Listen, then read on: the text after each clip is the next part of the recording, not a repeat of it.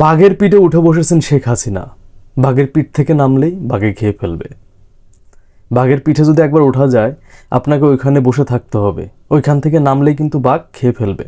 কথাগুলো বলবো তার আগে আমি আপনাদেরকে একটা কথা বলি। সেটা হচ্ছে, দুবাইতে আমি গত ভিডিওতে বলেছিলাম, দুবাইতে যারা আছেন, বিশেষ করে মিডল ইস্টের দুবাইতে মিছিল সমাবেশ করা যায় না। যারা মিছিল করছিলেন আবেগের হয়ে, মানে মনের কষ্টের জায়গা থেকে, হ্যাঁ কষ্ট লাগাই স্বাভাবিক। পরিবারের সাথে কথা বলতে পারতেছেন না, এত ভাইকে গুলি করে মারতেছে, কষ্ট লাগে। আমারও কষ্ট লাগতেছে, আমার বুক ছিঁড়ে যাচ্ছে ভাই, বোঝাইতে পারবো না। তো মেন কথা হচ্ছে, যারা মিছিল সমাবেশ করতেছেন, দুবাই গভর্নমেন্ট আমাদেরকে অনেক সুযোগ সুবিধা দিচ্ছে। আপনারা জানেন দুবাইয়ে আপনার মিছিল সমাবেশ করা যায় না এদেশের আইন অনুযায়ী। এদেশের আইন ভঙ্গ করা যাবে না। তো অনেকে আইন ভঙ্গ করে মিছিল সমাবেশ করছে, অনেকে গ্রেপ্তারও করছে। এখন যারা আছেন ভাই, প্লিজ আপনারা কিছু এইগুলা করেন না। এগুলা করে আসলে কিচ্ছু যাবে আসবে না, শুধু শুধু আপনারা বিপদে পড়বেন। এখন আমি আপনাদেরকে একটা কথা বলবো, আমরা যেটা করতে পারি সেটা করব। রেমিটেন্সে আঘাত আনতে পারি সেটা আমরা করবো ইনশাল্লাহ। আমাকে অনেকেই মেসেজ করছিলেন গত 2 দিন আগে, আমি কিন্তু সবাইকে করছি। এখন কষ্ট লাগাই স্বাভাবিক ভাই। আমার দেখলাম সৌদিতে আমাকে একটা মেসেজ করছে, সৌদিতে এক ভাইয়ের মা মারা গেছে। আমি পোস্ট করছিলাম, অনেকে মেসেজ করছে আমার দাদি মারা গেছে, আমার বাবা মারা গেছে। ভাই, বাবার লাশটা শেষ দেখা দেখতে পারতেছে না, মানে মায়ের লাশ শেষ দেখা কি কান্নাটা করতেছে ভাই, কি কান্নাটা করতেছে বলেন। এইগুলার কি অভিশাপ আছে না? একটা প্রবাসী মাথার ঘাম পায়ে ফেলে পরিশ্রম করে দেশের জন্য, পরিবারের জন্য। আর প্রবাসীর সব থেকে কাছের হয় মা। কারণ দেশ থেকে ফোন করলে মাই প্রথম জিজ্ঞাসা করে, বাবা খাইছিস কিনা। আর সেই মায়ের শেষ লাশটা দেখতে পারলো না। কি জন্য? এই স্বৈরাচারী ফ্যাসিবাদী হাসিনার অবৈধ ক্ষমতার জন্য মানুষকে গুলি করে মারতেছে, পৃথিবীর থেকে আজকে বাংলাদেশকে বিচ্ছিন্ন করে ফেলছে। আমার 2টা সন্তান ভাই, একদিন কথা না বললে কান্না করতো। আমি আজকে 3-4 দিন কথা বলি না আমার 2টা সন্তানের সাথে। কষ্ট লাগে না? কষ্ট তো লাগে। যাই হোক ভাই, কষ্ট লাগলেও কিছু করার নাই। আমরা যেটা করতে পারবো সেটাই করব। এখন আমি আপনাদেরকে একটা কথা বলি, শুধু শেখ হাসিনা যে বাঘের পিঠে উঠে বসছে তা না। বাঘের পিঠে কিন্তু যারা আন্দোলন করছে এরা উঠে বসছে। যেমন এখন যদি শেখ হাসিনা বাঘের পিঠ থেকে পড়ে যায়, বাঘে খেয়ে ফেলবে।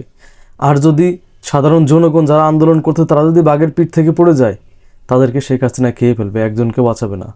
বাংলাদেশের মানুষের গণতন্ত্র তো নাই, একদম এক না এক তো চালু হবে।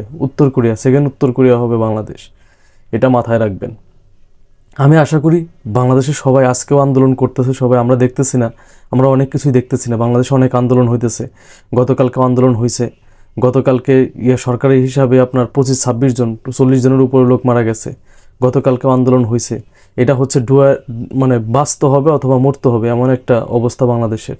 বুঝতে পারছেন? এখন শুধু ছাত্র আন্দোলনে এটা সীমাবদ্ধ নাই, এটা কিন্তু সব জায়গায় ছড়াই গেছে। এখন আমাদের ভাই, আমরা যারা প্রবাসে আছি, আমাদের দোয়া করা ছাড়া কিছু নাই। বিশেষ করে মিডল ইস্টে যারা আছেন, ইউরোপ আমেরিকাতে, তারা দূতাবাসের সামনে মিছিল সমাবেশ করতেছে, তারা করতে পারে, কিন্তু মিডল ইস্টে হয় না।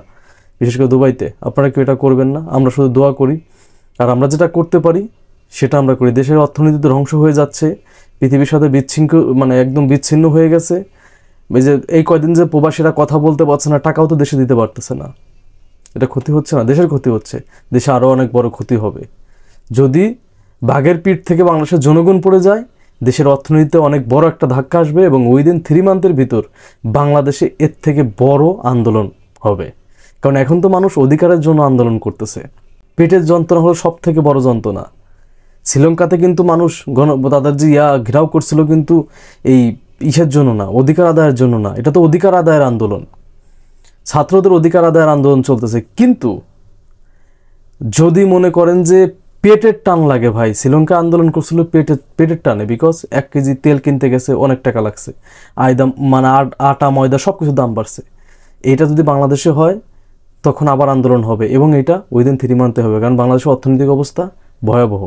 এবং শেখ হাসিনার সামনে শুধু যে বাংলাদেশের ওই ছাত্র আন্দোলনের তা না।